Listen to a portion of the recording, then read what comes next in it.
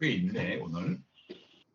그 사단에 대해서 제일 많이 나온 게 요한계시록 12장하고 그다음에 이제 비유로 나오는 게 이사야 14장 11절부터 17절, 그다음에 에스겔 28장 12절부터 19절. 그렇게 해서 이사야서에는 바벨론 왕이 어떤 존재였는데 어떻게 멸망하는가를 말하면서 사단에 대해서 말했고, 에스겔 28장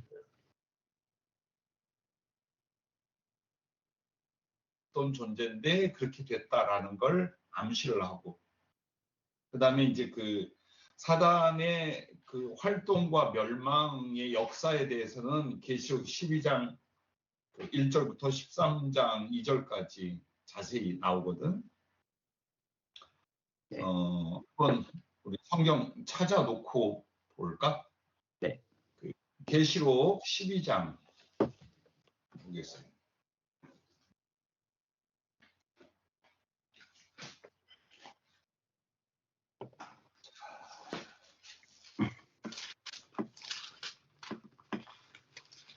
지칠 만큼 돌아가면서 읽을까? 몇 절씩? 네. 네, 누가 먼저 읽어줘요?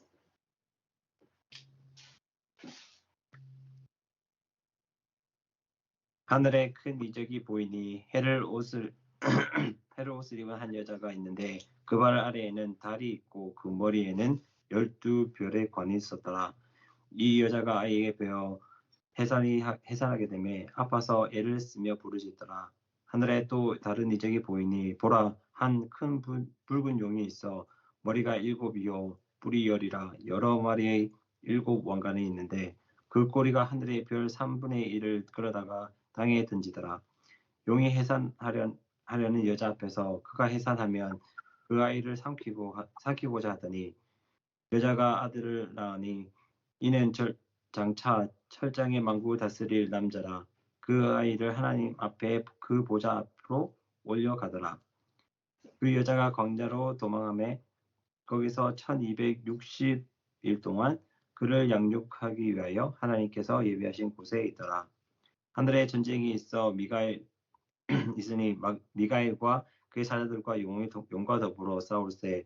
용과 그의 사자들도 싸우나 이기지 못하여 다시 하늘에서 그들이 있을 곳을 얻지 못한지라. 큰 용이 내쫓기니 예뱀 곧 마귀라고도 하고 사단이라고도 하며 온 천하를 꾀하는 자라. 그가 땅으로 내쫓기니 그의 사자들도 그와 함께 내쫓기니라. 내가 또 들으니 하늘에 큰 음성이 있어 이르되 이제 우리 하나님의 구원과 능력과 나라와 또 그의 그리스도의 권세를 나타났으니 우리 형제들의 참소하던 자 곧 우리 하나님 앞에서 밤낮 참소하던 자가 쫓겨났고 또 우리 형제들이 어린 양의 피와 자기들의 증언하는 말씀으로써 그를 이겼으니 그들은 죽기까지 자기들의 생명을 아끼지 아니하였더라. 그러므로 하늘과 그 가운데 거하는 자들은 즐거워하라. 그러나 땅과 바다는 하있을진저 이는 마귀가 자기의 때가 얼마 남지 않는 줄을 알므로 크게 분내어 너희에게 내려갔음이라 하더라. 용이 자기가 땅에 내쫓긴 것을 보고 남자를 낳은 여자를 박해하는지라. 그 여자가 큰 독수리의 두 날개를 받아 광야 자기 곳으로 날아가 거기서 그 뱀의 낯을 피하여 한 떼와 두 떼와 반 떼를 양육받으며 여자의 뒤에서 뱀이 그 입으로 물을 강같이 토하여 여자에게 물을 떠내려 가게 하려 하되 땅이 여자를 도와 그 입을 벌려 용의 입에서 토한 강물을 삼키니 용이 여자에게 분노하여 돌아가서 그 여자의 남은 자손 곧 하나님의 계명을 지키며 예수의 증거를 가진 자들과 더불어 싸우려고 바다 모래 위에 서 있더라. 13장 1절 2절까지만. 네. 내가 보니 바다에서 한 짐승이 나오는데 뿔이 열이요 머리가 7이라. 그 뿔에는 10왕관이 있고 그 머리들에는 신성모도하는 이름들이 있더라. 내가 본 짐승의 표범과 비슷하고 그 발은 곰의 발 같고 그 입은 사자의 입 같은데 용이 자기 능력과 보좌와 큰 권세를 그에게 주었더라. 아멘. 이건 이제 알고들 있겠지만은 맨 처음에 그 하늘의 큰 이적이 보이는 해를 옷 입은 한 여자가 있는데 빨리 이제 설명을 하자면 해를 옷 입은 한 여자가 있다라는 건 여기는 해는 그 하나님에 대한 진리와 하나님에 대한 표현이면 그 발 아래 달이 있고는 다른 교회를 말하고 12별의 관을 썼더라는 건 이제 구약 12지파를 통하여 교회가 탄생했다. 그러니까는 하나님으로 말미암아 이스라엘 12지파를 인하여 교회가 탄생됐다. 그 역사를 아주 간단하게 이렇게 한 말이죠. 그래서 이제 사실은 이제 이 교회는 중요한 게 뭐냐면 예수 그리스도가 오실 수 있도록 하는 구약의 교회를 말하죠. 그래서 이 여자가 아이를 배에 해산하게 될. 이 여자는 이제 구약 시대의 성도들을 말하고 그들의 발 밑에 있는 건 이제 신약의 교회라면 그 신약의 교회가 이루어지기 전에 애를 가졌다. 즉 예수 그리스도가 잉태되어 오게 되는데 이때 그 예수 그리스도를 없애기 위하여 그 하늘의 다른 이적이 보이니 큰 붉은 용, 즉 사단이 이렇게 이제 드러내어 보여주는 장면이에요. 그렇게 하고 그 꼬리가 하늘의 별 3분의 1을 끌어 땅에 던졌다라고 하는 거는 여기는 이제 주의 종들이라고 말하는데 주의 종이 아니라 천사들의 타락을 말해요. 즉 사단이 천사장으로서 타락한 것처럼 자기가 타락할 때 꽤 많은 수요가 함께 타락하여 이제 예수 그리스도를 오는 예수 그리스도를 멸망시키려 하여 이들이 공격하고 이렇게 도전하고자 하는 모습을 이렇게 표현한 거예요. 그리고 5절에 보면 여자가 아들을 낳았다. 그는 예수님을 가리키죠. 그래서 구속의 일을 하고 하늘로 다시 보좌 앞으로 올라가는 장면을 5절에 말해요. 그리고 나서 이제 여자가 광야로 도망하매라는 건 초대교회의 큰 혼란과 핍박 당하는 모습을 말합니다. 그러나 하나님께서 그 교회를 보존시키고 피할 수 있도록 양육될 수 있도록 예배하셨다라고 말을 하고 그다음에 여기서 보면은 이제 미가엘과 그의 사자들이 용과 더불어 싸울 수 용과 그의 즉 사단의 세력들이 땅으로 내쫓겼어요. 그 말이 나오죠. 그리고서 이제 그것들이 내려와서 어떻게 하냐 이제 성도들과 싸우고 성도들을 이제 죽이고 핍박을 하죠. 자 그리고 나서 이제 그게 어떻게 되냐면은 2000년 전에서부터 점점 이게 이제 시간이 축약되어 지금 표현을 하고 있어요. 그래가지고 마지막 종말로 가면은 자기의 때가 얼마 남지 않았다는 거 더 악랄하게 교회나 성도들 세상을 짓밟을 거라는 걸 12절까지 말을 합니다. 자 그리고 여기서 이제 나머지는 천천히 우리가 풀도록 하고 그렇게 해서 사단은 결국 마지막 때에 자기 어떤 권세를 준 적그리스도 13장 1절에 보면 적그리스도를 사요.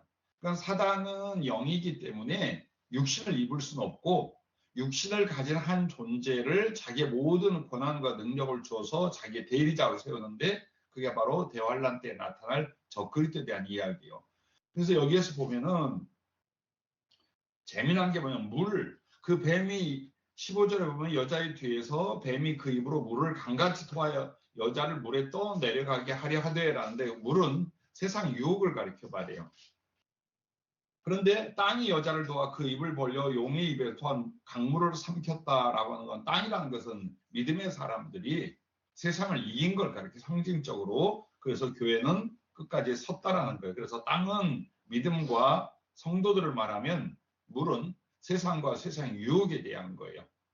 그래서 결국 이었다는 뜻이고 그렇게 해도 안 되니까 이제 마지막 때에는 적그리스도를 세워서 교회를 혹은 믿는 사람들을 잔멸하려고 적그리스도를 세우는데 이렇게 말해요. 그러니까 물과 땅과 모래, 바다 이런 상징적인 걸 봐봐요. 용은 사단이잖아. 17절에 보면 바다 모래 위에 서 있더라라고 나와요. 이거는 세상 사람도 아니고 아주 믿음의 사람도 아닌 형식적인 그리스도인들 대하여 집중적으로 공격하고 그들을 붙잡을 거라는 거예요. 그렇게 해서 내가 보니 13장인째 바다의 산 짐승이 나온 데는 완전히 세상 가운데서 세상을 지배할 적그리스도가 나온다라는 이야기를 지금 하고 있어요. 자, 그러면 이제 오늘은 이 12장을 공부하려는 게 아니라 12장 계시록 12장 1절부터 13장 2절까지의 사단에 대한 이야기가 제일 많이 나와요. 그러면 이제 그걸 추리면 이와 같아요. 첫째로 천사장이었었어요. 그러나 타락합니다. 자, 성령께서 어제 오늘 기도하는데 깜짝 놀랄 걸 하나 가르쳐줬어요. 예를 들어서 우리가 알고 있는 사단은 대적자, 악한 상대, 뭐 이런 뜻이라면 우리가 말하는 참소자, 회방자, 중상 모략하는 자, 이건 디아볼로스.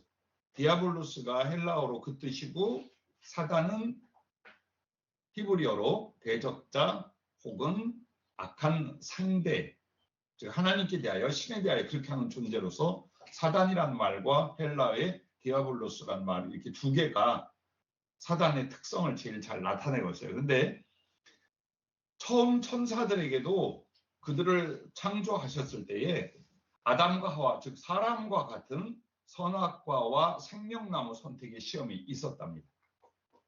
왜냐하면 그들도 하나님이 형상적 속성을 주셨기 때문에 그 중에 자유의지, 자주적이고 주권적인 자유의지를 하나님의 형상으로 인간과 같이 부여를 받았기 때문에 그들에게도 마치 아담과 하와가 겪었던 선악과와 생명나무 선택의 시험이 있었다라고 주님 얘기해 주시는 거예요. 그래서 하나님께 순종하여 영원의 의의 존재, 영원의 의의 존재라는 건 하나님처럼 죄악과 상관없는 존재가 되는 거예요.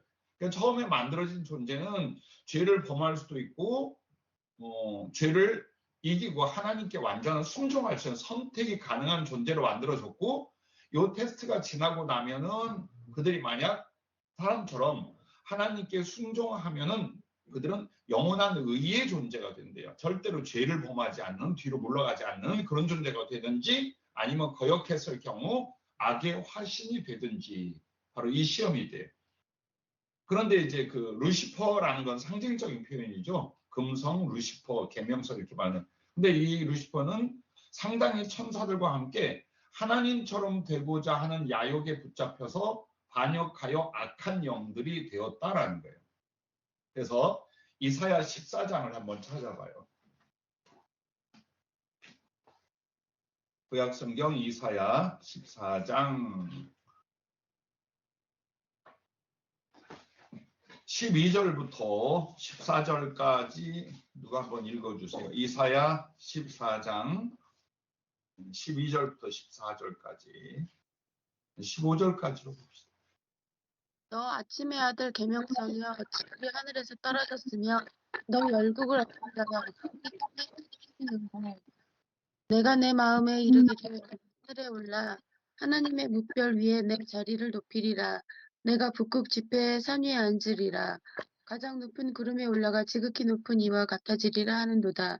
그러나 이제 네가 수월 곧 구덩이 맨 밑에 떨어짐을 당하리로다. 아멘. 자, 이것은 14장 4절 말씀은 바벨론 왕에 대하여 노래를 지어 이르기를 했어요. 그럼 노래라고 하는 건 상당히 많은 문학적 비유가 들어갔어. 그걸 이미 암시를 해준 거예요. 그러면 뭐에 대한 비유냐? 바벨론 왕에 대한 비유가 아니라 사단에 대한 비유를 바벨론 왕으로 지금 삼아서 말하고 있다라는 뜻이 그 은유가 속에 들어가 있는 거예요. 근데 보면은 그 사단이 어떻게 해서 천사장에서 사단으로 전락했는가가 여기 나오는데 바로 네가 네 마음에 이르기를 내가 하늘에 올라 하나님의 뭇별 위에 내 자리를 높이리라. 내가 북극 지폐의 산 위에 앉으리라. 가장 높은 구름에 올라가 지극히 높은 이와 같아지리라 하는도다. 자, 하나님처럼 되고자 하는 하나님 그 이상이 되고자 하는 교만, 욕망 이것 때문에 결국 버림을 받고 마귀 사탄이 되었다라는 것을 여기서 말씀을 하고 있어요. 자, 그러면서 에스겔서 28장으로 넘어갑니다.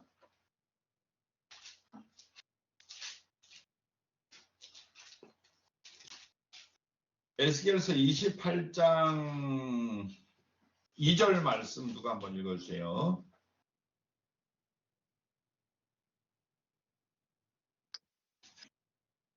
인자야 에스겔 너는 읽어요. 인자야 너는 두루 왕에게 이르기를 주 여호와께서 이같이 말씀하시되 내 마음이 교만하여 말하기를 나는 신이라 내가 하나님의 자리 곧 바다 가운데 앉아 있다니까 네 마음이 하나님의 마음 같은 채 할지라도 너는 사람이 신이 아니거늘. 예, 자, 두로 왕에 대하여 여기도 뭐라고 하냐면 12절에 보면 인자야 두로 왕을 위한 슬픈 노래 애가를 지어 그에게 이르기를 이렇게 함으로 말미암아 사단을 빗대어서 두로 왕의 처지와 심판에 대해서 말하고 있다라는 걸 여기도 같이 똑같이 말하고 있어요. 그래서 12절부터 19절까지 한번 읽어주세요. 인자야 두로 왕을 위하여 슬픈 노래를 지어 그에게 이르기를 주 여호와의 말씀에 너는 완전한 도장이었고 지혜가 충족하며 온전히 아름다웠도다. 계속. 네, 잠깐만요. 내가 옛적에 하나님의 동산 에덴에 있어서 각종 보석과 곧 홍보석과 황보석과 금강석과 황옥과 홍마누와 창옥과 청보석과 남보석과 홍옥과 황금으로 단장하였으며 내가 지음을 받던 날에 너를 위하여 소고와 비파가 준비되었도다. 너는 기름 부음을 받고 지키는 그룹이여 내가 너를 세움에 내가 하나님의 성산에 있어서 불타는 돌들 사이에 왕래하였도다. 내가 지음을 받던 날로부터 내 모든 길에 완전하였더니 마침내 내게서 불의가 드러났도다. 내 무역이 많음으로 내 가운데에 강포가 가득하여 내가 범죄하였도다. 너 지키는 그루바 그러므로 내가 너를 더럽게 여겨 하나님의 산에서 쫓아냈고 불타는 돌들 사이에서 멸하였도다. 내가 아름다움으로 마음이 교만하였으며 네가 영화로움으로 네 지혜를 더럽혔으며 내가 너를 땅에 던져 왕들 앞에 두어 그들의 구경거리가 되게 하였다. 내가 죄악이 많고 무역에 불의하므로 내 모든 성수를 더럽혔으며 내가 내 가운데에서 불을 내어 너를 사르게 하고 너를 보고 있는 모든 자 앞에서 너를 땅 위에 죄가 되게 하였도다. 만민 중에 너를 아는 자가 너로 말미암아 다 놀랄 것이며 내가 공포의 대상이 되고 내가 영원히 다시 잊지 못하리로다 하셨다 하라. 아멘. 자, 여기에도 보면은 그 바벨론 왕이나 두로 왕이 하나님의 사자처럼 존재했어야 된다는 거예요. 그룹이미어라고 비교를 한 거는 하나님의 사자처럼 세상에 의와 그 정의를 위해서 하나님께서 많은 걸 줬는데 그들은 오히려 자기들의 영광이나 부귀나 지혜 때문에 더 악해졌다.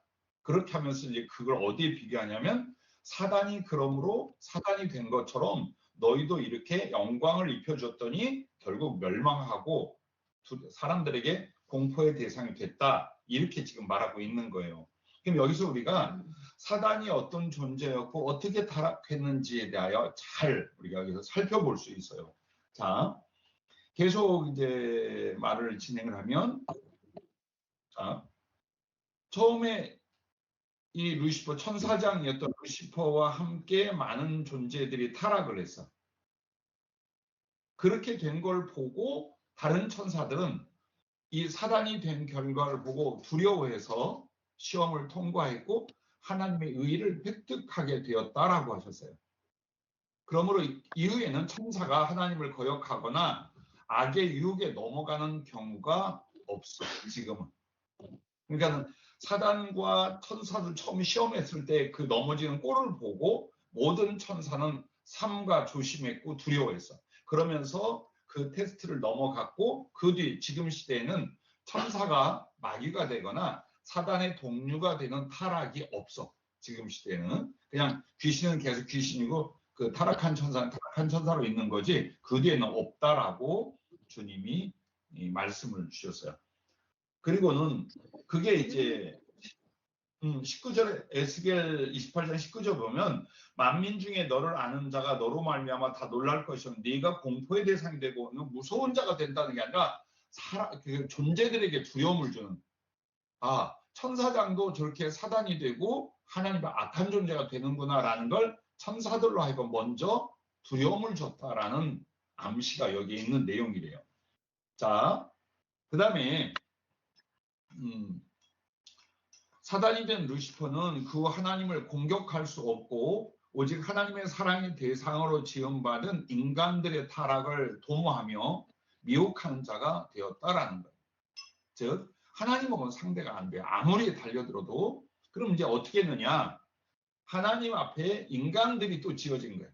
그러니까 한마디로 사단이 천사장으로 지음받다가 사단으로 전락한 것은 물질 세계가 창조되기 전이었고, 시기적으로는.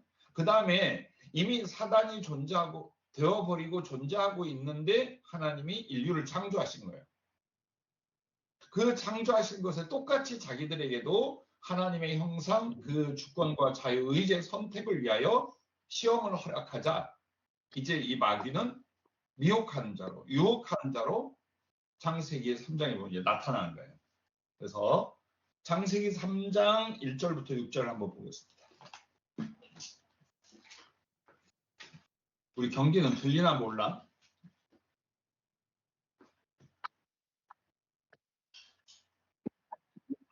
어.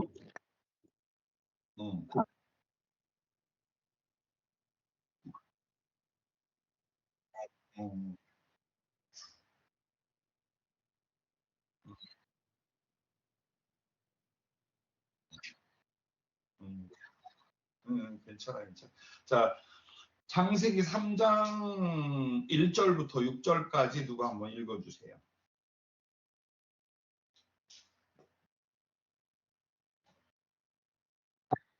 음, 6절까지.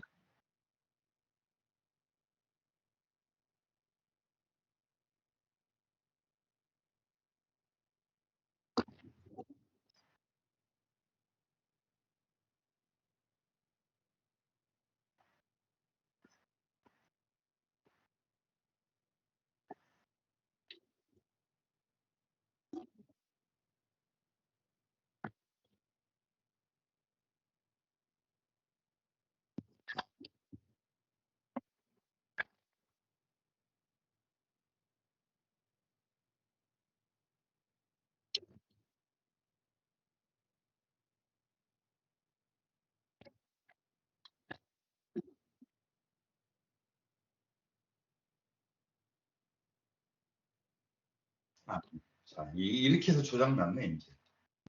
자, 그러니까 이미 천사장이었던 루시퍼가 하나님의 그 시험 앞에서 자기의 교만과 욕망으로 인하여 사단이 됐고, 그 다음에는 이제 아직은 천상의 존재, 그 말은 천국 안에 있다는 게 아니라 하나님과 교통이 될 수 있는 거리 안에 있다는 거예요.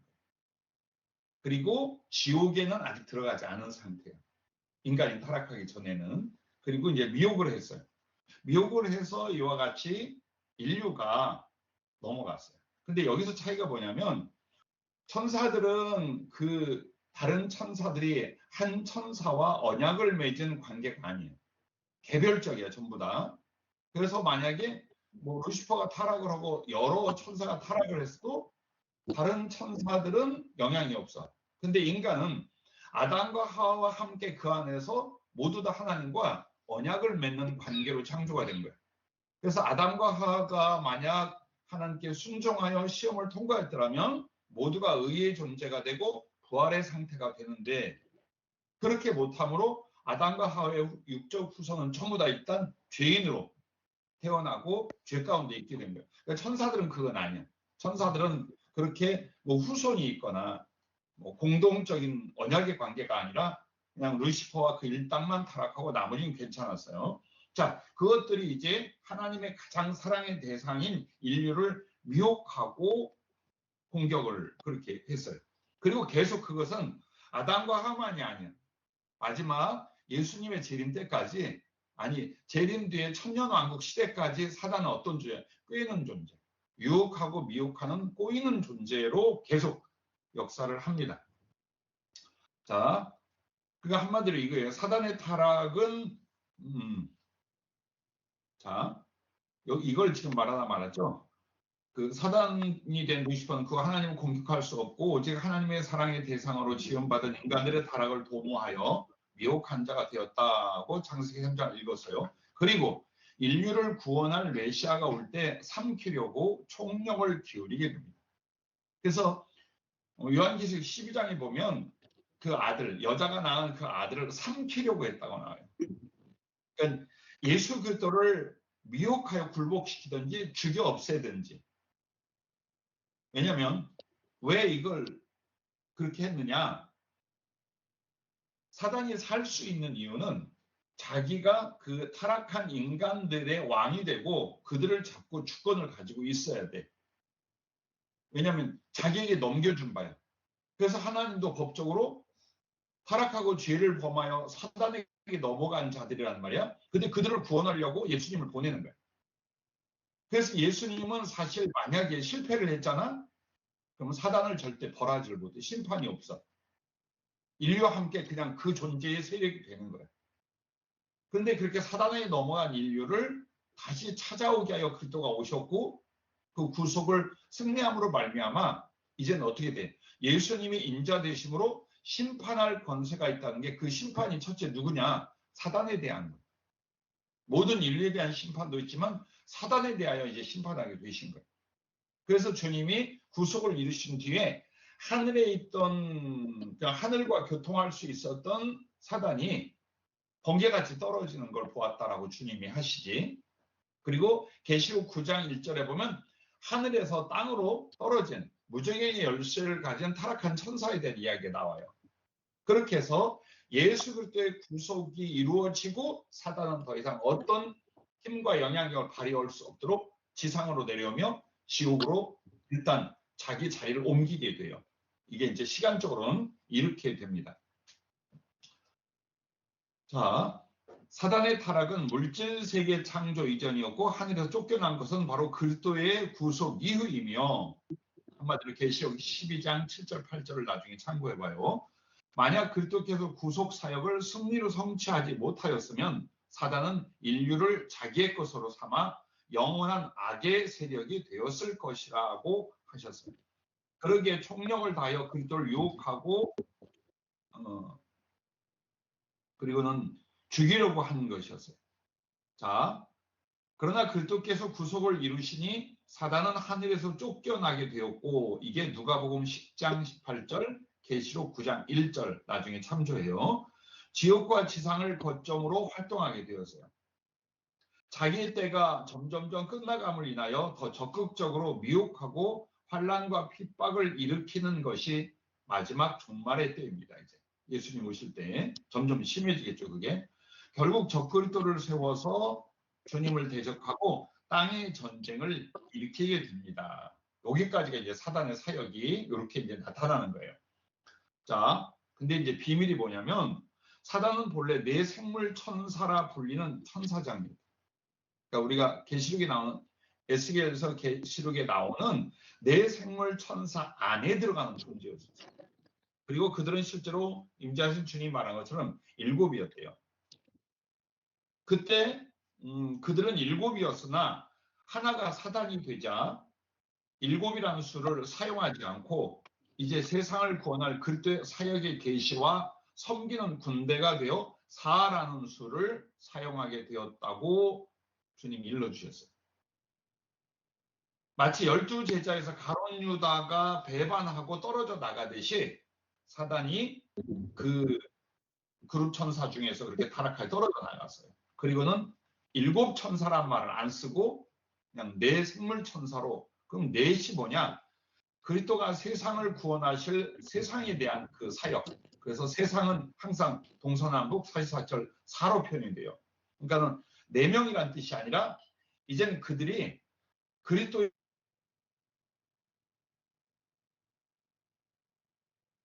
동시에 섬기는 그 군대로서의 역할로 내 생물 천사라고 그렇게 표현을 하게 됐다라고 해요.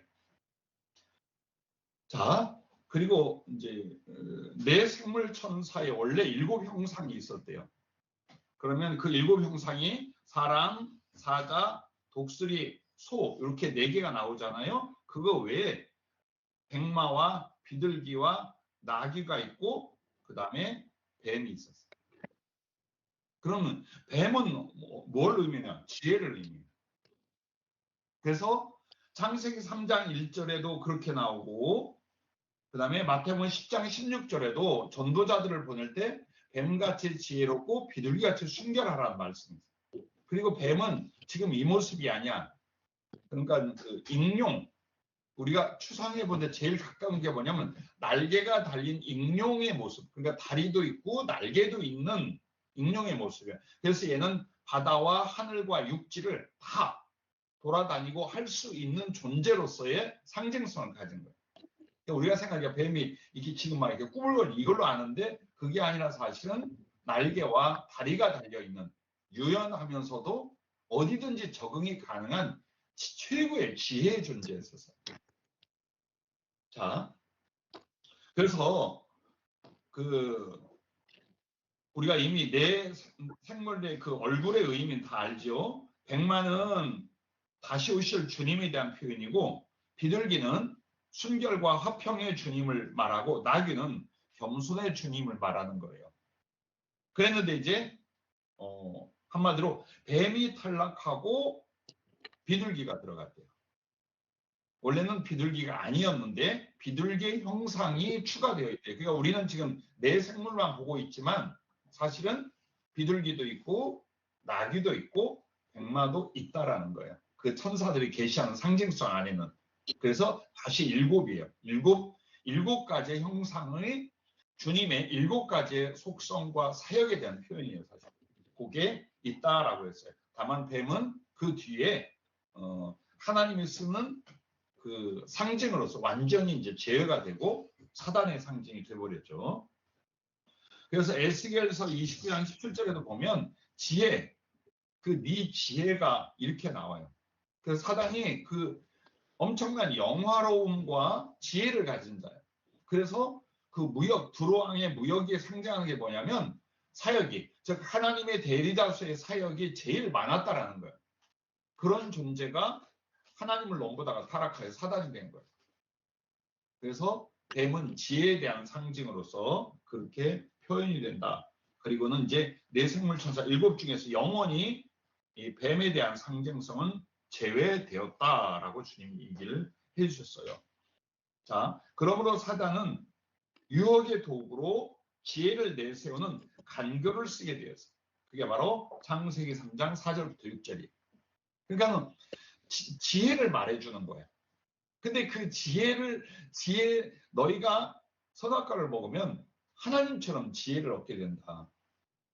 저 요거였어요. 하나님의 지혜. 왜? 지가 그 지혜자였고 지혜로 말미암아 타락한 자야. 그러니까 내세우는 게 뭐냐면 지혜, 하나님과 같은 지혜. 근데 이거는 지혜가 아니라 간교, 관계가 되고 말죠. 사단이 계속 그렇게 하고 있답니다. 지금도. 자, 결국 주님 재림 때 영원한 지옥 형벌로 처형이 됩니다. 그게 요한계시록 20장 10절이에요.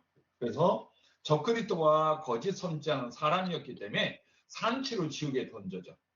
그러나 사단은 산채로다, 영으로다 말없이 그들이 먼저 가 있는 적그리스도와 거짓 선지자가 있는 그 불목 가운데 사단이 마지막으로 던져지는 운명이 돼요. 자, 오늘은 여기서 의논하고 다음에는 그 사단의 활동과 사역에 대해서 좀 공부를 할게요. 자, 일단 사단에 대한 출처, 어떻게 사단이 되었는지, 그 다음에 역사적인 이 상황과 배경에 대해서만 지금 이야기를 나눈 거예요. 그리고 지금 갑자기 들었기 때문에 궁금한 것도 있고 이해가 되지 않는 것도 있을 거예요. 이야기들을 좀 해요.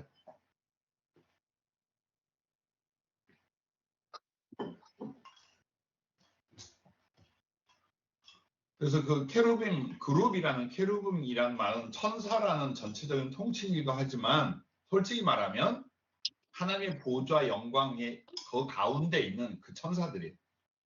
그래서 두로 왕을 향하여 그룹이미여라고 말했는데 그게 뭐냐면 타락하는 사단이 바로 그 그룹. 한마디로 내생물 천사의 같은 그 위치에 있었다. 근데 그 중에도 지혜로워서 많은 하나님의 대리자 역할을 하다가 그 지혜를 넘보고 하나님의 자리를 넘보면서 교만해서 멸망이 됐죠. 그리고 그때 꽤 많은 천사들이 함께 그 시험을 통과하지 못한 채 타락했고, 그래서 그 악한 영들의 세계에는 그 뒤에 만들어지는 귀신들이 있고, 그다음에 원래부터 천사가 창조될 때 만들어진 그 사단과 그 형제급들이 있어요. 그래서 영적 세계에는 창조가 계속돼요. 즉 한마디로 천사도 계속 다시 존재하게끔 만들어지고 있고, 귀신의 세계에도 계속 만들어져요. 창조가 끝난 건 물질 세계만 끝난 거예요. 영의 세계는 그냥 계속 재생이 되거나 또다시 얼마든지 존재할 수 있어요. 그런데 바뀌지 않는 건 그들의 서열이에요. 그러니까 처음에 천사였다가 타락한 존재들은 이 사단의 세계, 귀신의 세계에서 제일 우두머리들이야. 이게 총지휘를 체계하는, 그러니까 사단은 1인칭으로 천사장으로서 이 존재가 있고, 그다음 그 밑에 급들의 천사들이 타락한 무리들이 있고, 그 다음에가 그 뒤 악의 세력이나 자기들의 힘 안에서 만들어지는 귀신의 세력들이 또 수도 없이 많이 있는 거예요. 그렇게 해서 일단은 1층, 2층, 3층 그 세 단계로 사단의 세력은 나눠지고 있어요.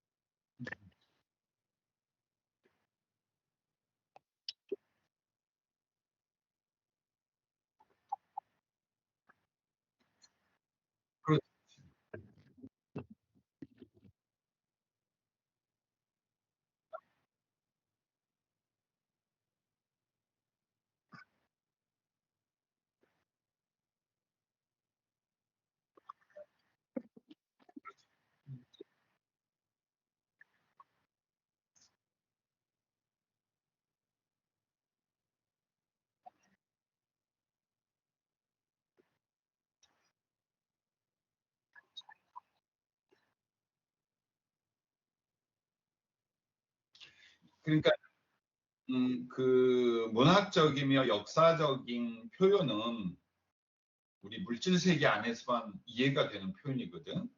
실제로는 그 타락한 사단과 그들의 존재가 언제쯤 어떻게 되었다라는 건 사실 추정이고 우리가 이해할 수 있는 표현이야. 예를 들어서 하늘에서 그 하나님의 아들들의 회의 중에 사단이 왔다라고 하면 우리는 이렇게 왕궁에 그 왕이 있고 신하들이 도열하는 가운데 그 적장쯤 되는 놈이 들어와서 함께 의논한 것처럼 되잖아. 그게 아니에요. 하나님은 완전 의이시기 때문에 하나님과 하늘나라라는 공간 안에는 절대로 타락한 사단이 들어올 수가 없어서 다만 소통이 되는 거예요. 어디에 있든지 이 존재가 어디에 있든지 참소하고 고발할 수 있는 여건을 준 거예요. 왜냐하면 이후에 또 자기들처럼 시험을 해서 그 자유의지로 테스트를 할 인류가 있기 때문에 아직 이 존재를 완전 제거하지 아니하시고 즉 지옥불에 넣지 않고 그냥 자유로 어느 정도 자유와 권한을 준 것이 하나님의 아들들 앞에서 회의를 하고 참소를 하는 것처럼 보여진 거예요. 그러니까 이미 그는 하늘에서 위치라든가 영향력 있는 존재는 아니나 예수님 이후에처럼 더 완전 그러니까 형벌 상태라고. 자기가 형벌을 주고는 있으나 솔직히 지옥으로 보좌가 옮겨갔어. 하늘의 보좌를 가졌던 놈이 지옥으로 옮겨간 거야. 그러니 거기서 지가 나름대로 권한을 갖고 있다지만 그 차이가 어떻겠어? 그걸 보여주는 거야. 이 사단의 존재가 얼마나 그 타락하고 형편없고 그다음에 악한 상황에 있는가에 대하여 그걸 하나님 보좌와 비슷했던 대천사장의 그 보좌에서 지옥에서 자리를 하나 마련한 이렇게 내려갔다라는 게. 근데 요 결정적인 게 언제 일어났느냐? 그리스도의 구속 이후라는 거지. 그러니까 고전에는 좀 더 자유롭지만 사람을 미혹하는 건 똑같아서. 사람을 미혹하고 혹은 허락된 죄인들을 고통스럽게 만들거나 죽이거나 질병에 넘기거나 이거는 그전이나 지금이나 같아요. 근데 이제 점점점 가면 무슨 일이 벌어지냐면 믿는 자들에게 더 아주 강력한 환난과 핍박이 오는 거예요. 지금은 어느 시대냐? 강물을 토하여서 삼켜버리려고 하는 시대야.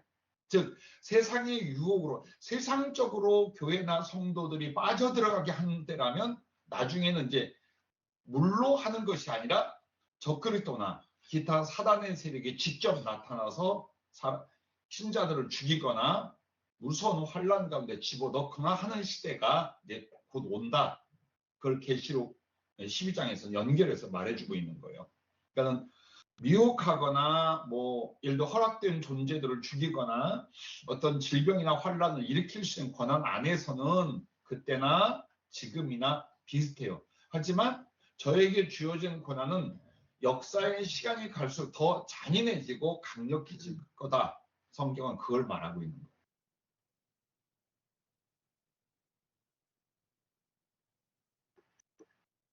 그렇지. 그렇지.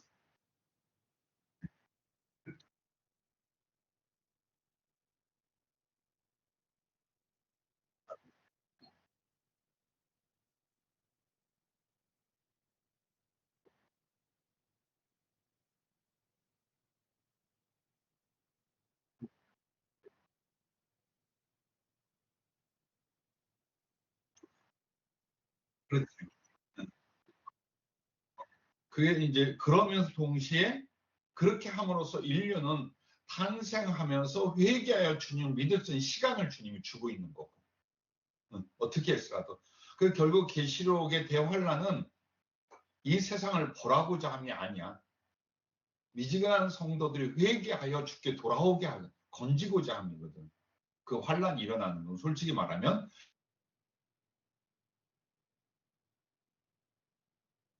무조건 사단이 가서 그 네 가지 말의 환란을 주는 게 아니거든. 그러니까 세상을 회개케 하고 그다음에 제대로 믿지 않는 신자들을 회개케 하기 위한 마지막 그때가 바로 대환란인 거죠.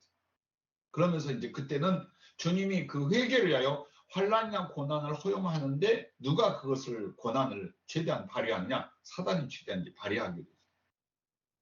결국 하나님은 이 역사를 통해서 인류가 회개하고 한 명이라도 구원받게 하려고 시간을 지체하고 계시고 그러므로 사단의 존재와 활동도 더 지체해주는 이유가 똑같은 악에 대한 하나님의 심판이 일어나야 되기 때문이에요. 그러니까 인간의 마지막 최종적 심판과 사단의 심판은 같이 일어나야 되거든. 사단만 최종적 심판을 먼저 하는 게 아니라. 그래서 인류의 마지막과 사단의 마지막은 같이 일어난다. 또 평소에 생각했던 것들이나 궁금한 것들.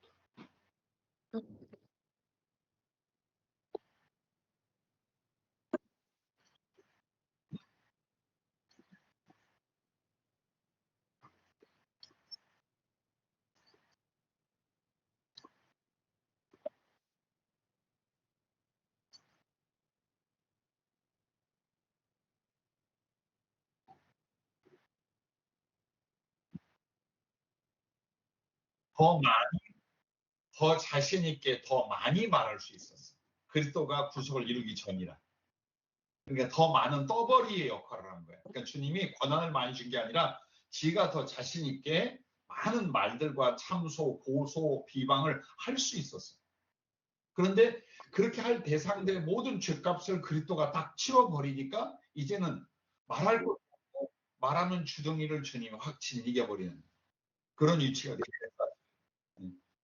그러니까 지금은 참수자라고 해봤지만 아무 의미가 없어. 왜? 저는 참수자인데 성령은 우리의 보혜사가 되신 거예요. 그러니까 그 참수하는 자하고 이렇게 반대 개념으로 보혜사란 말을 합니다. 보혜사는 제일 첫 번째 뜻이 변호자라는 뜻이거든. 그러니까 저놈이 우리를 비방하고 고소하는 일에 대하여 성령은 말 안 하셔도 우리의 변호자가 딱 되신 거야. 그러니까 저것의 참소와 고발과 비방이 의미가 없어졌다는 뜻이에요. 이제 그러니까 이제 그렇게 참소하고 떠드는 것보다 뭘 많이 하느냐, 어떻게 해서라도 유혹하여 넘어뜨리려는 걸 더 많이 하지. 이제. 전에는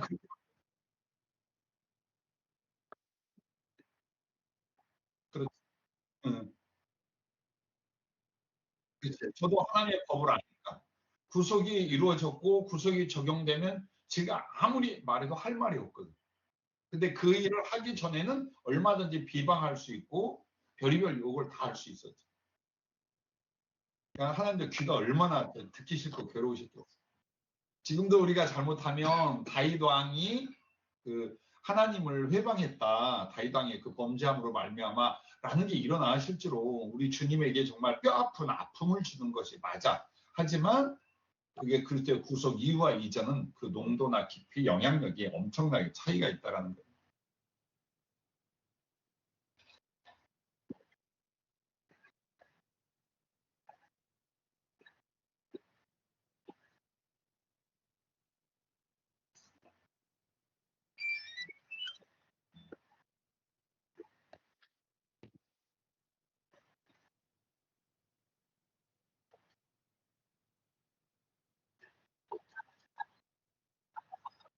음,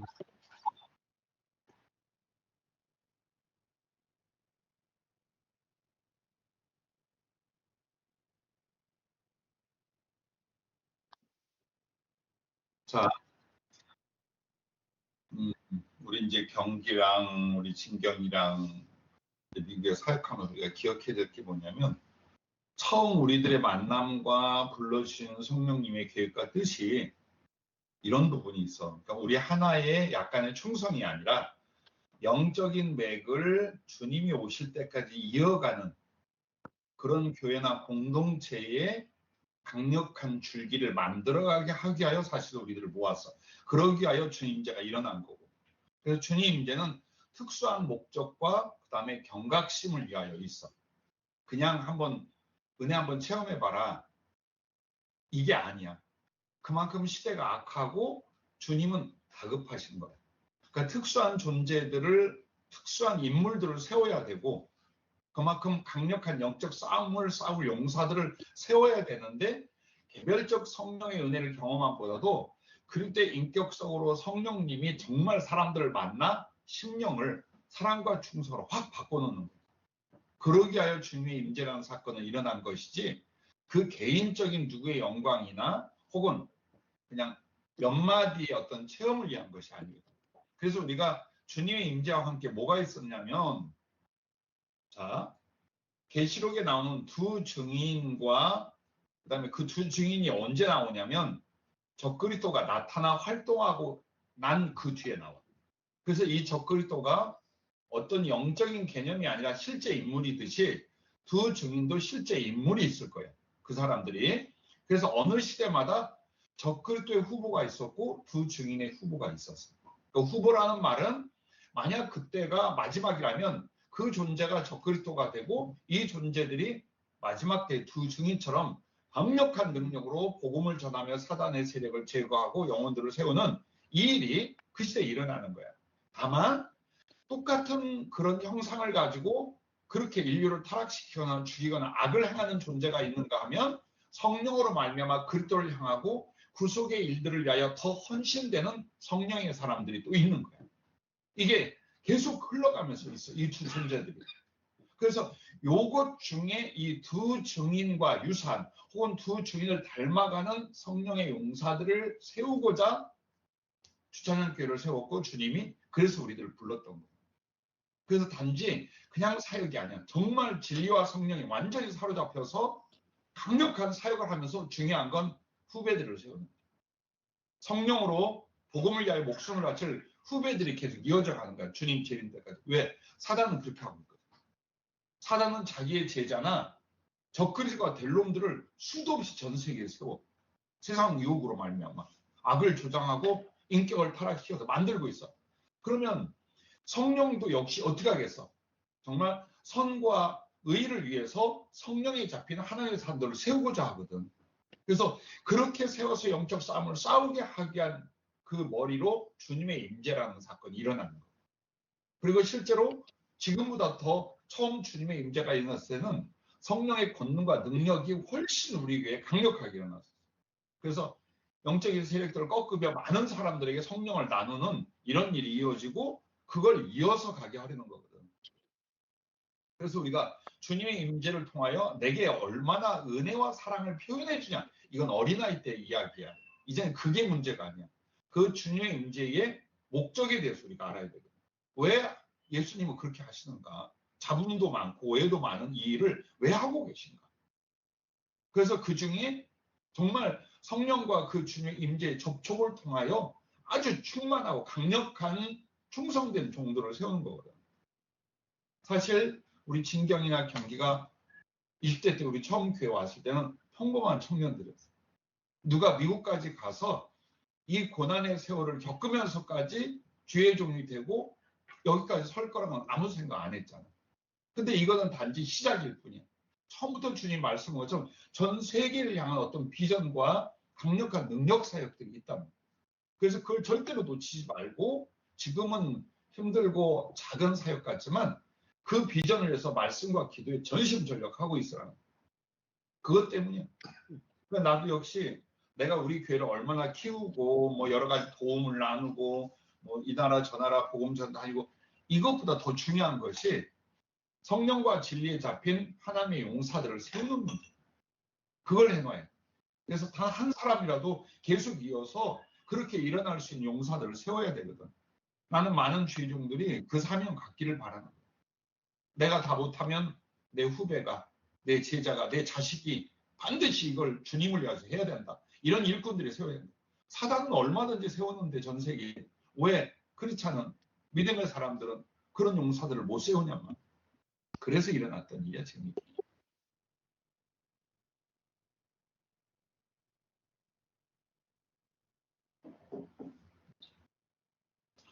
그래서 이제 우리 이제 진경이나 경기나 경영이는 그 눈을 열어달라고 많이 기도들을 해요. 그 눈을 열어주는 것이 모든 그 은사 중에 제일 중요한 부분이 돼. 즉 주님의 메시지를 내가 영의 눈으로 볼 수 있는. 그러면 여기서부터 이제 뭐가 오냐면 지혜와 지식과 영분별, 예언 이게 다 와. 특히나 영분별이 와요. 자, 우리가 영적 싸움을 위해서는 제일 중요한 건 우리가 육의 눈으로 보고 인간적인 판단만 한단 말이야. 근데 솔직히 사단이나 악한 영들은 그 배경이 있어. 그럼 이 배경을 우리가 봐야만 잡아내든지 아니면 역으로 믿음이나 순종을 통하여 이것을 이기든지 영혼들을 살려내든지 하잖아. 근데 영적인 분별이 없으면 뭘 가져가냐? 저 사람이 좋으냐 나쁘냐? 내 마음에 드냐 안 드냐? 이것만 가지고 본단 말이야. 즉 우리들 사이에 사단의 세력이 어떤 내용을 가지고 어떻게 사람을 무너뜨리고 교회나 복음을 회방하는가에 대해서는 아예 모르는 거야 서로. 그래서 제일 중요한 것 중에 하나가 영분별을 위하여 눈이 열리는 거야. 자, 누군가가 오늘 굉장히 슬퍼하고 좌절하고 있어. 그럼 우리는 어떻게 위로할까? 좀 어떻게 힘이라도 줘야지. 저러면 안 되는데.로 끝나. 그러나 만약 영분별이 가능하다면 이 사람이 저 심각한 슬픔과 우울이 갑자기 온 것이 그 배경에 뭐가 있는가를 볼 수 있단 말이에요. 어느 부분을 건드리고 뚫고 들어온 사단의 어떤 세력이 지금 뭘 하고 있다. 그럼 이걸 역으로 어떻게 말씀으로 혹은 기도로 그걸 제거하면 이 사람은 그 심각한 우울증에서 일어난단 말이에요. 또 누군가가 자꾸만 혈기를 내. 막 계속 좌충우돌고 혈기를 내고 난리가 났어. 아이씨, 못돼 참먹었네. 저걸 확 죽여버려. 이러고 만단 말이야? 그게 아니라 영분별을 하면 왜 저 사람이 이렇게 막 혈기가 나고 이기적이고 다툼을 만드는가에 대한 배경이 있어. 그러면 그 배경에 대해서 이 사람을 신앙이라면 권면해서 반대쪽으로 가게 하고 뒤쪽은 기도해서 잡아내고 그렇게 해서 변화를 일으키는 거예요. 복음을 전할 때도 마찬가지거든. 자, 우리가 복음 전하러 가는 저 지역에 어떤 영적인 회방과 공격이 있으며 또 그것을 제거하기 위해서 우리는 어떻게 기도하고 복음을 어떻게 전해야 될 것인가. 그냥 그런 모든 계획조차도 어디에서 나왔어? 영분별은 그리고 사단과 귀신에 대해서만이 아니야. 주님의 뜻을 알아. 그러니까 영분별이라는 게 사단에 대해서만 아는 게 아니라 성령이신지 아닌지, 하나님의 뜻이 무엇인지, 하나님이 뭘 역사하고 섭리하는지도 같이 보는 거야. 영분별이라는 건. 이렇게 중요해. 그러니까 신앙과 영적 싸움에서 영분별이 있어야 돼. 그리고 영분별이 오면 그다음부터 뭐냐? 이걸 무너뜨리고 파괴할 수 있는 능력 역사가 일어나기 시작해. 근데 영분별이 안 되고 어떻게 귀신을 쫓아내며 악한 세력을 물리치겠어? 내가 그걸 분별을 못하는데 어디다가? 그래서 그걸 옛날에 어느 기도원에 집회하러 갔는데 누군가가 산에서 막 방언으로 기도를 하는 거야. 근데 이 사람이 어떻게 하고 있냐면 눈을 가린 채 기관총을 막 사방에서 사단아 물러가 죽으라고 쏘고 있는 거야. 근데 눈을 가리치고 가린 채 막 사방에서 총을 쏘니까 귀신들은 나무 뒤에서 하나도 안 맞아. 주님이 어떻게 했냐? 그렇게 하는 게 아니다. 그야말로 저격수 스나이퍼가 되는 거다. 딱 봐라. 눈으로 보고 하나씩 한 방 쏴서 그 귀신을 잡고 사단 세력을 잡는 거다. 저 사람 지금 영의 눈이 안 열렸기 때문에 그냥 입으로 사단아 물러가라고 소리는 지르고 있는데 아무도 거기에 해당이 안 되는 거예요. 이처럼 영분별이라는 게 영적 싸움에서 굉장히 중요해요.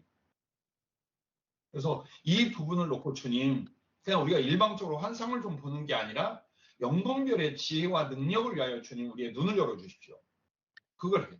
그러면 그렇게 해서 눈이 열려 나가면 영분별만이 아니라 지혜나 지식의 말씀이나 예언이나 이게 다 그렇게 달려 있어. 다. 그러니까 포도송이처럼 같이 오는 거예요. 그래서 우리가 성령의 은사나 능력이 그냥 어떤 약간의 체험이 아니라 하나님의 말씀 혹은 성령님의 진행과 역사하심과 아주 연결되어 있는 도구들이야. 그러니까 그 도구가 없으면 성령님 우리를 쓸 수가 없고 동시에 우리가 진리를 옳게 분별하거나 적용하거나 나누지도 못한단 말이에요. 그래서 계속 성령 앞에 눈을 열어주고 귀를 열어달라. 이쪽으로 강력하게 기도해요. 분명히 주실 거예요. 그걸 위해서도 불렀고 그동안에 성령을 부어주고 체험들을 시켰잖아요. 이게 사단의 세력도 마찬가지거든요. 이게.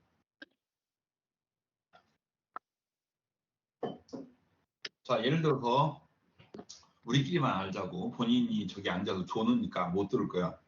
김윤정 집사가 엄청나게 졸아. 잠을 못 이겨. 지금 수년째. 그럼 둘 중에 하나야. 간이 엄청나게 손상이 돼서 그 잠시도 못 견디는 피곤을 좀 더 못 이기는 상태이거나 아니면 귀신이 자꾸 잠을 줘서 아무것도 못하게 하는 무력한 상태로 끌고 가는 거야. 자, 그럼 이걸 놓고 기도했더니 주면 둘 다야. 간도 안 좋고 그 연약함을 인하여 계속해서 그냥 무조건 쉬고 싶어. 자거나 쉬고 싶어. 아무것도 못하겠어. 로 만들어가는 거야. 이게 영분별이야. 그럼 이걸 권면해서 자기를 적절하게 어떻게 거기서 치유하고 회복하고 뭘 위해서 기도해야 되는가를 지도해 줄 수가 있는 거예요. 인정아, 네. 알겠니? 네. 옆에 있어. 네.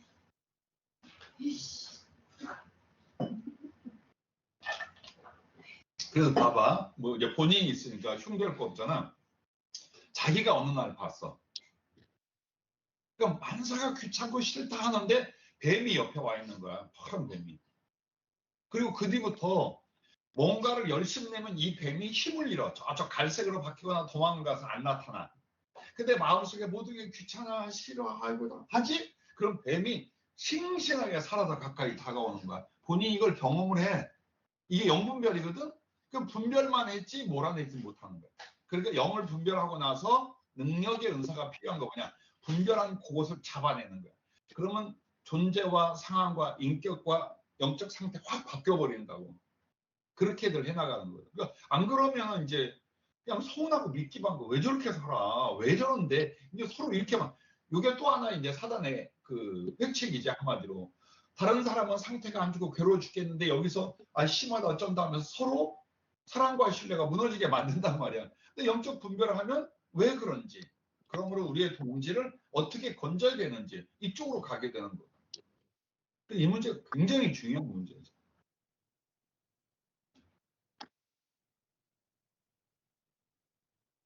사단이 아주 강력한 지혜와 능력을 가지고 있는데 더 중요한 건 우리 안에 계신 성령님은 그보다 훨씬 큰 능력과 지혜를 갖고 계시다는 거예요.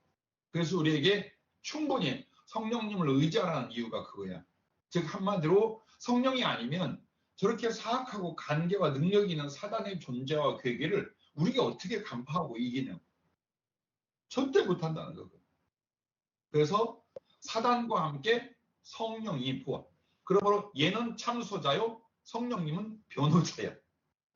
얘는 지혜와 간교와 능력으로 우리를 타락시키라고, 성령은 우리를 그 타락 가운데서 의와 믿음으로 인도하시라고. 그런 싸움이란 말이에요. 그러니까 사단이 우리 곁에 내려오니까 주님도 성령을 우리 안에 넣어주시거든요. 그래서 사단에 대한 걸 알면 알수록 우리는 성령님을 더 의지하고 당신의 지혜와 능력이 절실히 필요한 걸 아는 거예요. 그래서 이후의 사역이 우리가 이제 성도를 약간 위로하고 설교하고 예배 진리하고 이 정도가 아니라 정말 강력한 성령의 능력으로 영혼들을 뒤집고 사단의 세력을 제거하고 이쪽 사역으로 들어가야 돼. 누가 뭐 밀어주든 인정을 하지 않든지 간에 우리는 진리 안에서 그걸 해나가야 돼. 경민아 알겠니? 목사님, 어. 저는 초반기부터 이상한 데 꽂혀가지고 그 생각이 머리에서 떠나지를 않아가지고요. 약간 지금의 흐름과는 다른데, 사탄이 아니고 천사들에게는 개별적으로 선악과냐 생명나무냐를 선택할 수 있는 시험들이 개별적으로 있었던 거잖아요. 그렇지. 그리고 아담과 하와는 언약 관계였기 때문이라고 이제 말씀을 그 하셨는데, 언약이 네. 어떤 언약이냐면 아담과 하와, 즉 아담 안에서 인류 전체의 언약이라는 거지. 천사들은 그냥 하나님과의 그걸로 끝난다면. 그렇다면은, 그러니까 어떻게 보면은 아담과 하와의 모습은 우리 인간이 갖게 되는 뭔가 그 원본적인 그 가능성인 거죠. 그렇지. 그래서 그러니까 천사들에게도 개별적인 선택들이 항상 항상이 아니고 있었듯이 인간 개개인들에게도 개별적인 선택이 분명히 있는데 그런 어떤 원본적인 모습이 이 아담과 하와에서 볼 수 있는 것이다. 이런 건 거죠. 그러면은 이거는 그 기독교에서 그동안 계속 얘기해 왔었던 인간의 원죄와 그리고 그것에 의한 운명의 결정적인 어떤 그런 내용이기보다는 오히려 다르게 해석할 수 있는 건가요?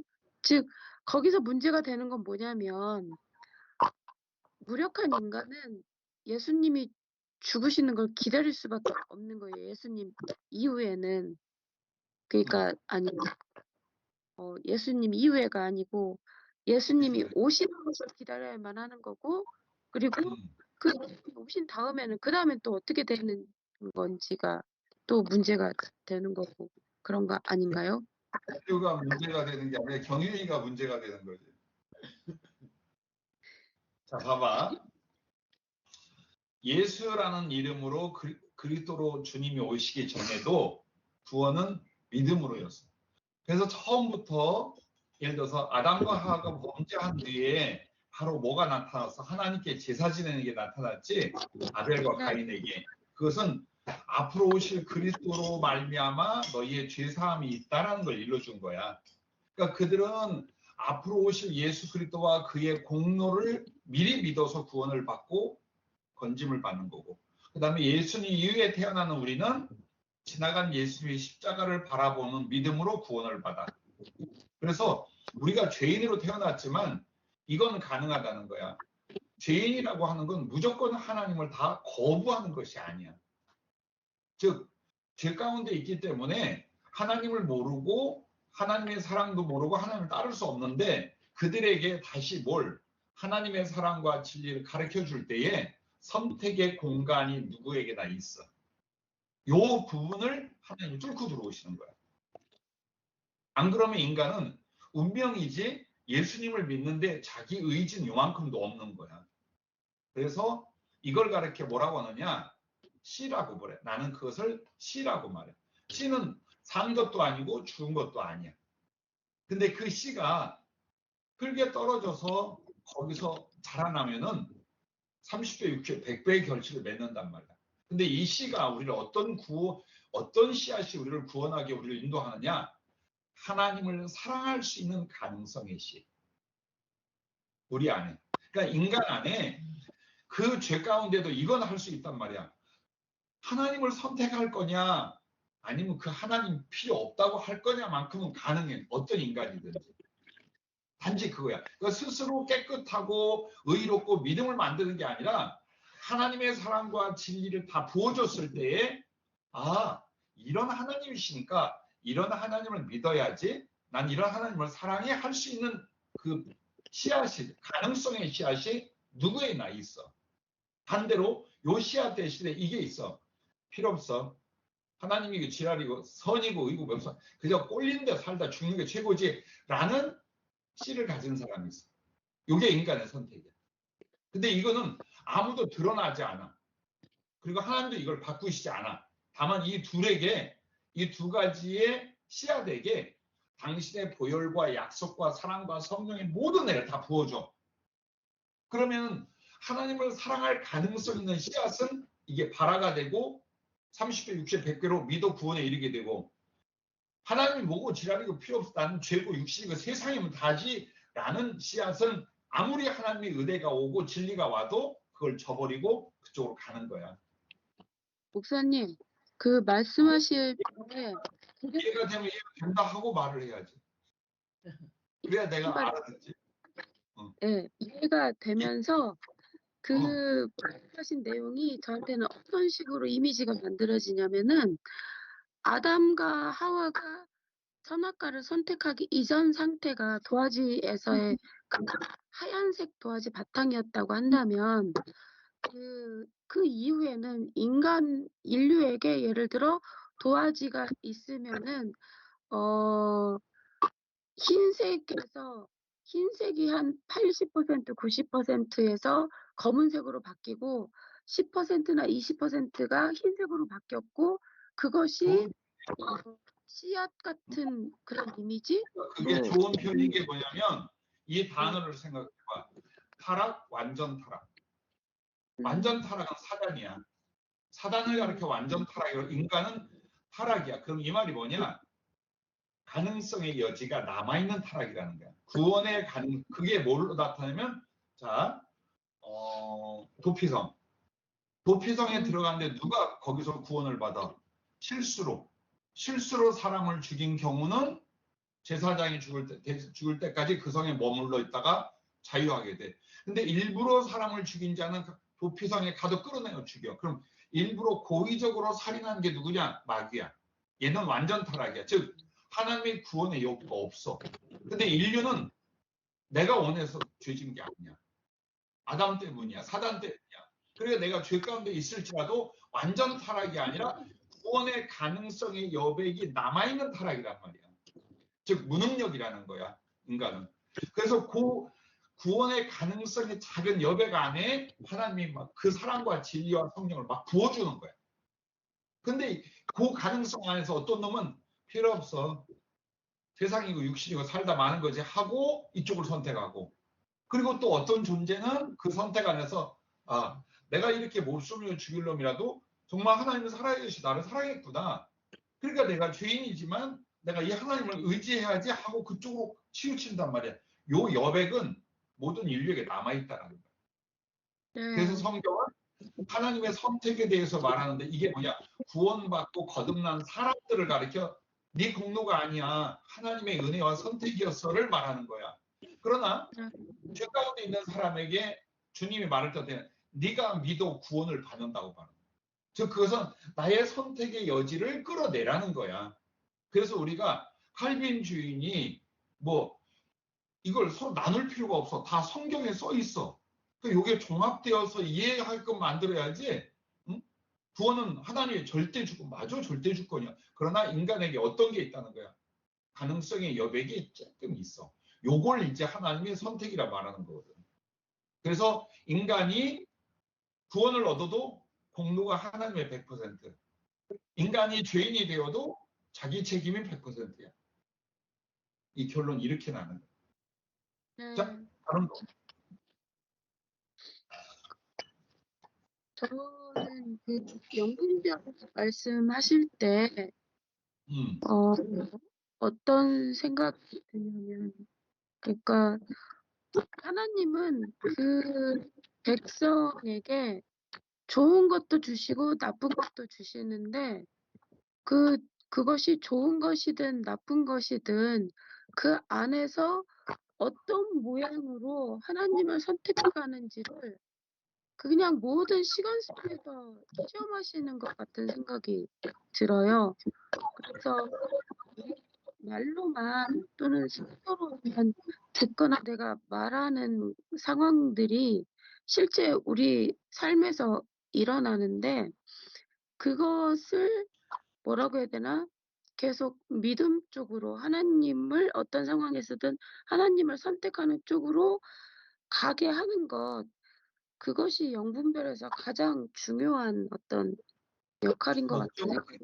목적은 그런데 실제로는 뭐라고 하나? 판단과 지혜의 실제적 작용이에요.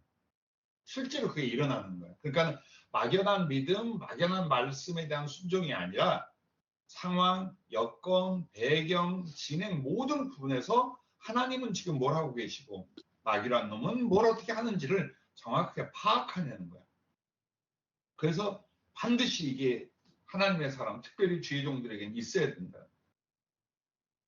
그래서 죽게 살기로 기도하라는 거야.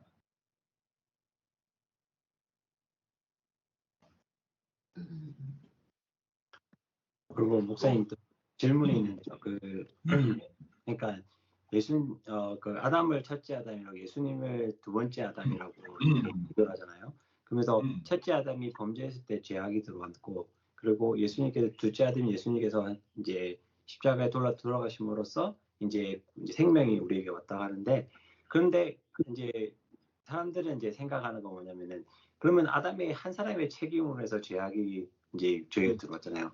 그런데 예수님께서도 한 사람 이제 돌아가심으로써 구속 역사가 다 일어났다고 하지만은 왜 지금까지도 우리에게는 이제 그러니까 뭐 예수를 믿는 사람들에게는 그렇다지만은 믿지 않는 사람들에게는 왜 그것들이 영향을 미치지 않느냐는 이제 질문들이 이제 성경 공부하다가 이제 그렇게 나왔거든요.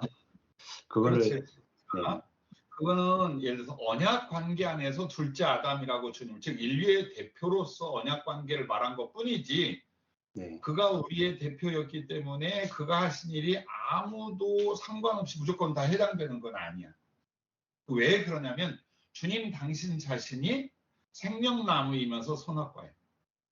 그 이유는 그분을 믿어 그 하나님과 그리스도의 사랑과 구속을 믿으면 생명나무를 자기가 취하는 거고, 안 믿고 거절하는 것은 선악과를 선택하는 거예요. 그러니까 여전히 인간에게 뭘 남겨놓았느냐? 우리가 태어나기 전에는 선택의 여지가 없었기 때문에 죄인이 됐으나 그래도 하나님이 죄인이 되었을지라도 구속의 여지를 남겨줬잖아요. 이제 그 구속의 주님이 내용을 그리고 구속의 은혜를 만들어 놓고 요걸 믿으라는 건 최소한의 선이거든요. 최소한의 하나님만 믿음이고, 그래서 요 부분에 대해서도 여전히 선택을 주님이 주는 거거든요. 왜? 그럼 왜 그렇게 했느냐? 인간의 존재가 바로 하나님에 대한 자원하는 사랑이에요. 그러니까 스스로, 그러니까 기계적으로 운명적으로 만들어진 믿음이 아니라 내가 유혹도 있고 판단도 있는데 내 안에서 우러난 그 믿음과 사랑으로 하나님을 섬기는 거야. 요걸 위해서 우리를 만들었어.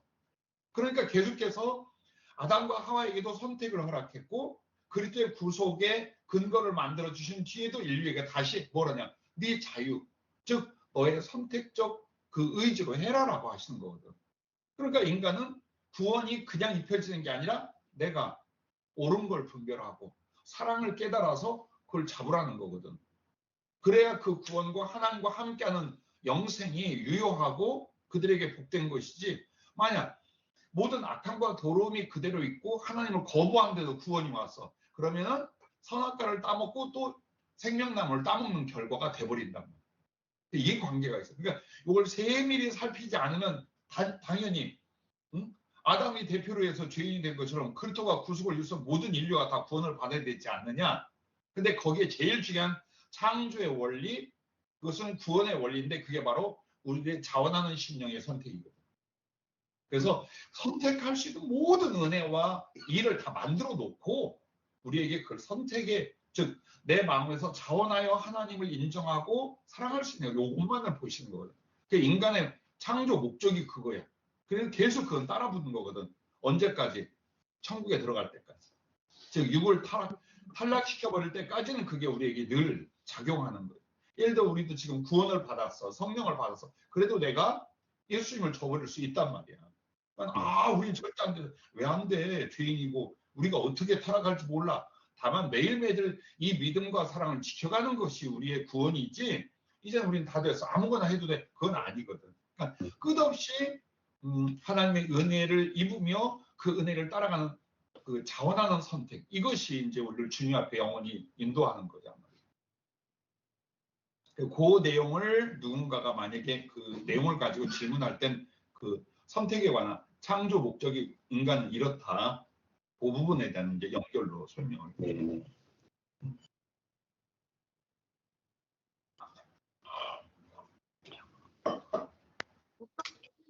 어떤 본문 중에서 그 시돈을 폭망할 때 그러니까 두로네요. 두로를 할 때 그게 보면은 두로가 페니키아 쪽이고 그 이스라엘 북쪽에 있고 그다음에 거기가 뭐 이런 엄청 발달했던 곳이잖아요. 근데 그 구란이라고 말을 착용할 때 이 사탄 내용들을 같이 주는 그런 말씀을 하셨다는 것은 그 사탄의 습성 중에 그런 어떤 경제적인 능력 이런 부분이 크기 때문에 그런 비유가 된 건가요? 사단은 이후에 그 이제 다음번에 공부할 내용인데 사단은 그걸 가지고 있어. 즉 풍성한 부요를 줄 것과 굉장한 지혜를 줄 것을 제안을 해. 그리고 어느 정도 지가 가지고 있어 그걸. 근데 중요한 건 인류가 타락하는 이유가 이 지혜와 풍성 때문이야. 그래서 구원은 어디에 있느냐? 가난한 심령에 있다는 말이 그 역으로 하신 말씀이에요. 인간이 풍성해지잖아. 그럼 하나님도 잘 믿고 행복할 것 같지? 아니야. 거의가 다 사단이 왜 사단이 됐느냐? 너무나 많은 걸 받았어. 지혜도 그렇고 지 영광이나 능력도 그와 같았어. 그래서 사단이 된 거야. 두로도 그래서 망했고 바벨론도 그래서 망했어. 우리 개인에게도 똑같은 교훈이거든. 즉 우리가 하나님이 쓰시고자 하여 풍성해지는 건 괜찮아. 그러나 내가 풍성해지고자 할 때는 그 욕망 때문에 타락하고 사람이 멸망하는 거지. 사단이 그렇게 했듯이 두로나 바벨론이 그렇게 당했듯이 인간 다 그렇다는 교훈이 거 깔려 있는 거야. 그러니까 우리 정인이는 타락할 일이 없잖아. 돈도 없지. 지혜도 그렇게 많은 것 같지 않지. 더구나 이제 미모는 접었지. 나이는 찼지. 완전히 구원받을 수 있어. 완벽합니다. 저는 그 부분에. 이제 두로가요. 그 페니키아 쪽에서 진짜 인류 최초의 문화를 발명하고 막 그런 문화였나요? 그러니까 문화를 지금 말씀하신 게 맞는 것 같아요. 경제력. 그러니까 이제 인간이 이걸 잊어버린 거야. 자기들의 문화나 지혜나 노력으로 말미암아 그런 문명과 부를 이뤘다고 생각을 해. 근데 신명기에 보면 주님 뭐라 하냐면 물질을 벌 수 있는, 그러니까 물질을 얻을 수 있는 능력도 하나님이 주셨다. 그렇게 나와요. 즉 인간이 하나님을 믿든 안 믿든 모든 존재들이 무언가를 구축하고 얻을 수 있는 건 하나님의 은혜의 바탕이 아니면 안 돼. 그런데 그걸 마치 우리가 해냈다라고 생각해서 방자해지고 포악해져 버린단 말이에요. 그걸 하나님이 치는 거야. 지금. 너희가 원래 신앙이 있었는데 왜 배반, 이 말이 아니야. 그리고 두로에 대해서 그렇게 경고를 준 건 두로 그 정도면 있잖아. 이스라엘의 유대의 친척이야. 친구이고 친척이 되는 거야. 전부 다. 그런데 사실은 괴롭게 할지언정 돕지를 않아. 바벨론도 하나님이 세웠어. 어떻게 하라고? 이스라엘 유대를 보호하라고 한 거야. 잡아먹으라고 한 게 아니라. 그랬는데 완전히 잡아먹고 포로 만들고 그렇게 했어.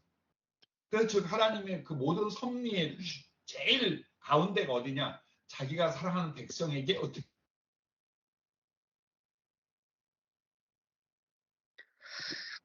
지금 설명을 읽고 그 에스겔 28장을 읽어보니까 완전 맛이 다르네.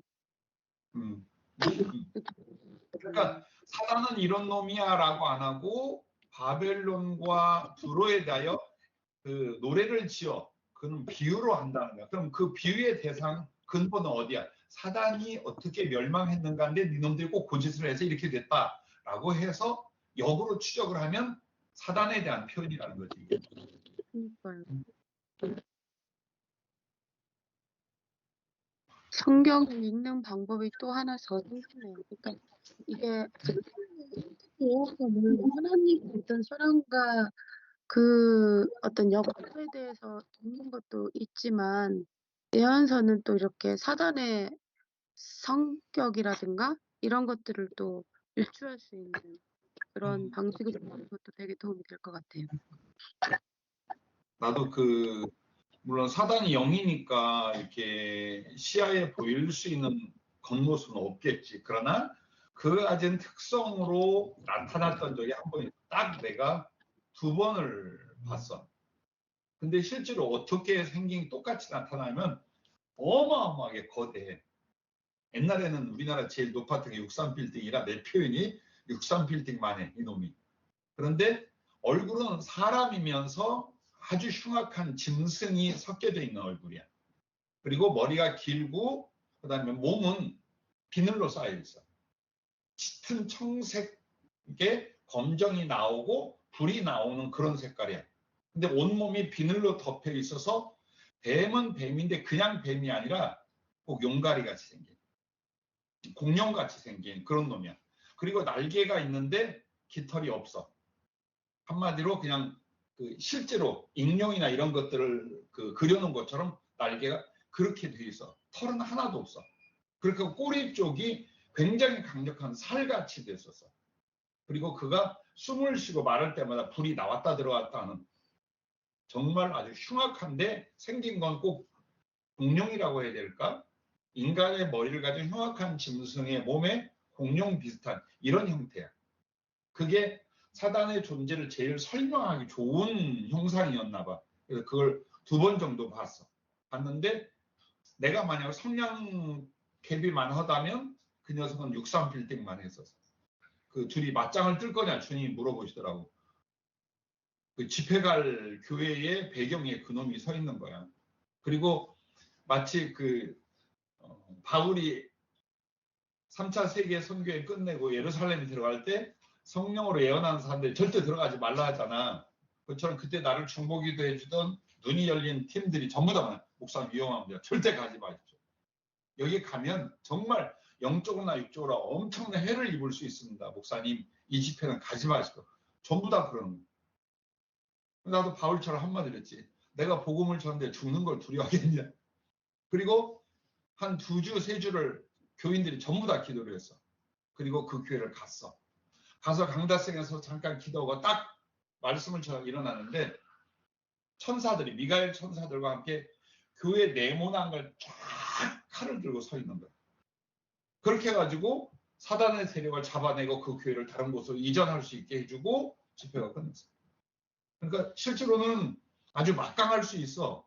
사단이나 귀신의 세력이. 근데 우리가 깨어서 기도하고 하나님의 뜻대로만 행한다면 절대로 안 돼. 인간의 잘못된 생각이나 욕망이 개입이 되면 저것들의 먹이가 될 수 있지만 어떤 상황에도 우리가 깨어서 기도한다, 성령이 이끄신다 하면 절대로 당하게 안 하죠. 경윤이가 일본에 가도 안 당해. 네? 경윤아, 네? 왜 머리를 이렇게 못 살게 굴었어? 화났어? 아, 저기 8살짜리 같다. 되게 열심히 땀 흘리면서 막 뻘뻘 흘리면서 잘랐는데. 아이고, 그랬구나. 잘했어. 한번 올라와. 내가 머리 잘라줄게. 덕분에 우리 식구들이 다 즐거워하고 있어. 아니, 제가 일본 갔을 때 되게 저는 편안하고 괜찮았어요. 근데 거기가 다른 지역보다 좀 영적으로 준비된 곳이었던 것 같기는 해요. 그래서 노력해보라고 한 거야. 네? 노력해보라고 한 거라고. 그래서 두들기고 또 두들기고. 근데 마지막 선택은 우리 경윤이가 하는 거야. 그리고 공부할 곳이 어디 거기밖에 없겠냐. 전 세계에 가득하지. 그렇죠. 음. 저는 그거는 좀 있어야 될 것 같아요. 영분별을 하고 그다음에 그거를 이렇게 뭐라고 해야 되나 영적으로 이길 수 있는 어떤 그런 영적 힘이 좀 필요하다는 생각이 들어요. 왜냐하면 제가 그렇게 이제 사람을 만나도 그렇고 여기서나 어디서는 마찬가지인데 사람을 만나면은 그 사람이 가지고 있는 어떤 영적 성향이 저를 굉장히 방해해요. 그러니까 보통은 그냥 이제 교회 사람들 아니면은 다들 뭔가의 그 성향과 문제를 갖고 있잖아요. 근데 그런 성향들이 굉장히 저를 막 이렇게 못 살게 굴어요. 그래가지고 너무 못 견디는 게 아니고 모르겠어요. 일본에서는 아무런 그런 어떤 가까이 할 존재들이 없으니까 오히려 보호막처럼 그냥 아무 일이 없었다고 한다면 오히려 이제 여기서 이렇게 지내다 보면은 어떤 사람을 만나도 나하고 조금만 더 가까워지면은 그 상태가 매우 나를 불편하게 만들거나 막 이러더라고요. 그래서 그거는 영적인 싸움보다는 내 인격성 안에서 있잖아. 내가 넓혀야 될 부분이야. 아, 지금 우리가 그동안 그냥 살아갈 때는 나에게 맞는 사람, 또 나의 인격성과 나의 삶 속에서 내가 적응할 수 있는 사람들하고 사는 거야. 아니면 나눠지고 복음을 전하기 위해서는 안 맞는 그릇 우리가 가야 되거든. 찾아가야 돼. 그러니까 성격이 안 맞거나 나한테 공격성이 있거나 혹은 기준에 미달이거나를 우리가 따지면 안 돼. 그들에게 복음을 전하고 그들에게 맞추어서 주께로 인도하는. 그러니까 성품적 훈련이 복음을 전 제일 중요해. 이게 안 되잖아. 힘들어서 못해. 사람이 힘들어서. 목회도 마찬가지고 전도도 마찬가지거든. 영적 이 싸움인 줄 알았고. 그것도 끝으로 가면 영적 배경이지. 솔직히 맞는 말이야. 영적 배경인데 이걸 어떻게 극복할 거냐. 사단은 물러가라 하고 있을 게 아니라 사람에게 맞추는 성품적 훈련을 자꾸 만드는 거야. 네. 잘할 것 같은데. 누가 봐도 우리 경희는 사람하고 잘 맞을 것 같은데. 대신 제가 몸에 스트레스를 받죠. 아, 그렇구나. 다니엘하고 다니엘의 아빠하고만 맞는 사람이면 세계 어디를 가도 잘 맞을 수 있어. 근데 다니엘하고 친하고 다니엘 아빠하고 친하면 형이는 그동안 스트레스였구나. 우리 우정과 사랑인 줄 알았더니 스트레스였구나. 제가 위암으로 죽거든. 저를 아이고, 위해서. 위암 사탄아 물러가라. 미리 물러가라. 오늘 어때? 더 궁금한 거 있어?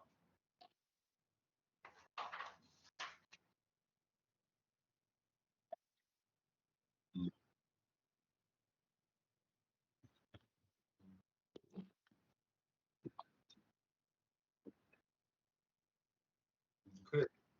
보면 질문을 준비했다 다음 주에 해도 되고, 그다음에 다음 주는 이제 계획이 뭐냐면 사단의 역사와 그걸 이기는 지혜, 그쪽으로 우리가 좀 다룰게. 그래서 사단은 구체적으로 어떻게 역사를 하고 있고 우리가 이걸 이기는 지혜는 어떤 것들이고, 그게 이제 영분별 은사가 오기 전에도 우리가 믿음과 말씀 안에서도 충분히 할 수 있는 것들이 있거든. 그 부분을 다음에 다루도록 할게. 오늘 여기까지. 네, 목사님 그리고 목사님 저 다음 주에 인터뷰로 올라가거든요. 그래서 그래. 아직 그 목회지 때문에. 네네. 그래가지고 이제 마지막 인터뷰거든요. 이제 1차, 2차 하고 이제 3차 이제 마지막 그쪽으로. 지역은 어디야? 그 펜실베니아 피츠버그라는 곳이거든요. 지난번 말한. 네.